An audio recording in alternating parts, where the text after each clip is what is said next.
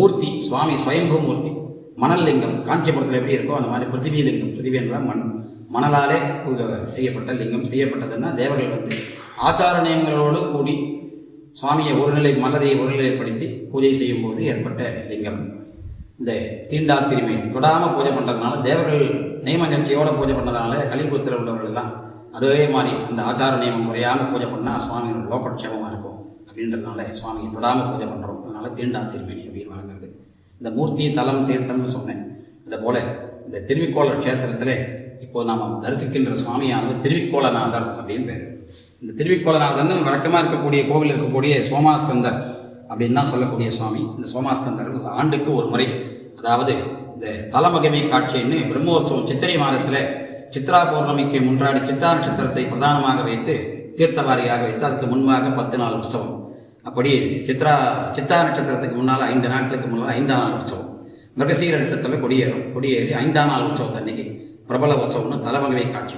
இந்த சுவாமி பெரிய அலங்காரம் பண்ணி வில்லம்போட வில்லேந்திய கோலத்தோட அலங்காரம் பண்ணி ரிஷபத்தின் பேரில் கோபுரவாசப்படியில் தரிசனம் கொடுக்குறது தேவர்களுக்கெல்லாம் தரிசனம் கொடுத்த ஒரு வரலாறு. இந்த சிவபெருமானுடைய மூர்த்தி விசேஷம். தீண்டா திருமேனின்னு சொல்றது தேவர்கள் ஆச்சார நியமத்தோடு எப்படி 4 யுகங்களுக்கு முன்னால் பூஜை பண்ணாங்களோ அடுத்தடுத்த யுக காலத்தில் யாருமே அந்த ஆச்சார நியமத்தோடு பூஜை பண்ணணும். அந்த ஆச்சாரம் கொஞ்சமாவது குறைஞ்சால் ஏதாவது பங்கம் ஏற்படும் போது லோகக்ஷேமத்தை குறை ஏற்பட போகுது அப்படின்றதுனால சுவாமியை தொடாமே இன்று வரைக்கும் பூஜை பண்ணி வரும். அதனால நாகாபரணம், ருத்ராட்ச மாலை, ஊதிப்பட்டம் அதெல்லாம் சாத்தக்கூடிய வஸ்துக்கள்லாம் கிடையாது. சுவாமிக்கு பால், தயிர், இளநீ இயற்கையாக கிடைக்கக்கூடிய வஸ்துக்கள் என்ன அதுதான். இந்த தோட்டத்தில் என்ன புஷ்பங்கள் பூக்குதோ அந்த புஷ்பம் தான் சுவாமிக்கு சாத்தணும். திருமேனிக்கு சாத்தி சுவாமியுடைய அனுகிரகம் பெறுகிறோம். ஐயனல் அதிசயன் அயன்பின்னோத்தோடும் மையநீர் கண்டனார் வண்ணம் வண்ணவா ஐயரால்களால் பாகமாகவும் செய்யநூறிடும் திருவிக்கோளமேன்னு சுவாமி சொல்கிறார். தீண்டா திருமேனின்னு சொன்னோம். சுவாமியினுடைய மேனியை சொல்லும் பொழுது ஞானசம்பந்த பெருமான் ஐயனல் அதிசயன் பாடுறாரு. இயற்கை அதிசயங்கள்லாம் மழை வரப்போகுதுன்னா ஒரு 3 மாதத்துக்கு முன்னாடியே சுவாமி மேலே ஒரு வெண்மையாக பூ வரும். அன்றாடம் வண்ணம் வண்ணவான் பையரால்களான்னு சொல்லி பாடுறாரு. அந்த வண்ணம் வண்ணமான்னு சொல்கிறது அன்றாடம் காலம்புற பார்த்தீங்கன்னா மஞ்சள் அதிகமாக இருக்கும் பகல் காலத்தில். இரவு காலத்தில் சுவாமியுடைய மேனி கருப்பாக இருக்கும். இது இரவு பகலுக்கு இருக்கக்கூடிய நிறம் மஞ்சளும் கருப்பும்.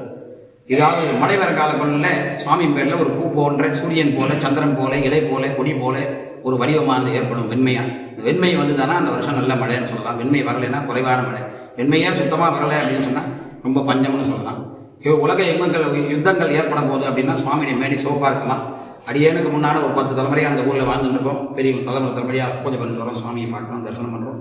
அதனால் இந்த சிவப்பு கலர் மாத்திரம் யாரும் பார்க்கல. நாமளும் வர வேணாம், சுவாமி லோகக்ஷேமமாக இருக்கணும்னு பிரார்த்தனை பண்ணிப்போம்.